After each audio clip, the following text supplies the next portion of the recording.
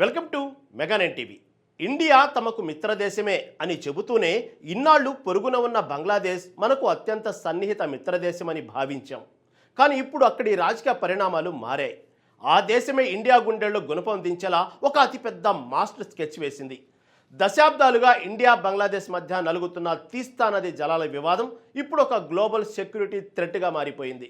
ఇద్దరి మధ్య ఉన్న ఈ లోకల్ పంచాయతీలోకి ఇప్పుడు డ్రాగన్ కంట్రీ చైనా ఎంటర్ అయింది. బంగ్లాదేశ్ కొత్త ప్రధానమంత్రి తారిక్ రెహమాన్ తీస్తా నది సమగ్ర నిర్వహణ ప్రాజెక్టును నేరుగా చైనా చేతుల్లో పెట్టేశారు. అసలు ఈ తీస్తా ప్రాజెక్ట్ ఏంటి? ఈ ప్రాజెక్టు ముసుగులో చైనా ఇండియాను ఎలా చుట్టుముట్టాలని చూస్తోంది? మన దేశ భద్రతకు అత్యంత కీలకమైన సిలిగురి కారిడార్కి ఈ డీల్ వల్ల ముప్పు ఎలా రాబోతుంది? బంగ్లాదేశ్ ఆడుతున్న ఈ డిప్లొమాటిక్ గేమ్ ఏంటి? Let's watch.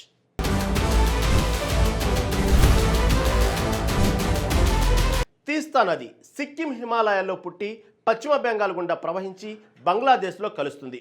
1983 నుంచి ఈ నదీ జలాల పంపిణీపై రెండు దేశాల మధ్య చర్చలు జరుగుతూనే ఉన్నాయి. 2011లో ఒప్పందం దాదాపు ఖరారైన పశ్చిమ బెంగాల్ సర్కార్ వ్యతిరేకతతో అది ఆగిపోయింది. సరిగ్గా ఈ గ్యాప్ను ఆసరాగా చేసుకున్న చైనా బంగ్లాదేశ్కు ఒక భారీ ఎర్ర వేసింది. ఉత్తర బంగ్లాదేశ్లో వరదలు, కరువును నివారించడానికి తీస్తా river comprehensive management and restoration ప్రాజెక్టును మేమే నిర్మిస్తామంటూ ఏకంగా $1 బిలియన్ ఆఫర్తో ముందుకొచ్చింది. ఇటీవల 2026 జూన్లో బంగ్లా ప్రధాని తారిక్ రెహమాన్ బీజింగ్ వెళ్ళినప్పుడు ఈ ప్రాజెక్టుపై చైనాతో కీలక చర్చలు జరిపారు.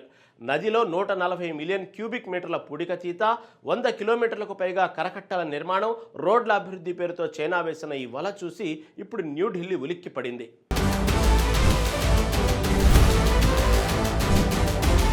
ఒక నదిని బాగు చేయడానికి చైనా ఎందుకు అంతలా ఆరాటపడుతుంది? అక్కడే ఉంది బీజింగ్ అసలు కుట్ర. చైనా టార్గెట్ బంగ్లాదేశ్కు నీళ్లు ఇవ్వడం కాదు, ఇండియా మెడకు ఉచ్చు బిగించడం. ఈ తీస్తా ప్రాజెక్టు జరగబోయే భౌగోళిక స్థానం చూస్తే చైనా గీసిన స్కెచ్ అర్థమైపోతుంది.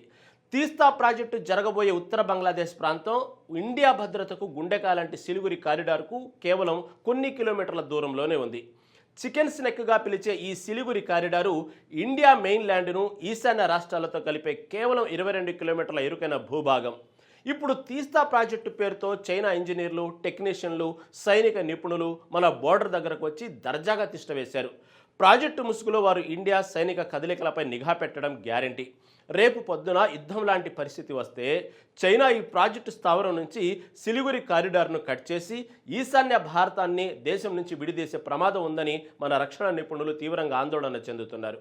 ఇది ఇండియా నేషనల్ సెక్యూరిటీకి అతి పెద్ద అలర్ట్.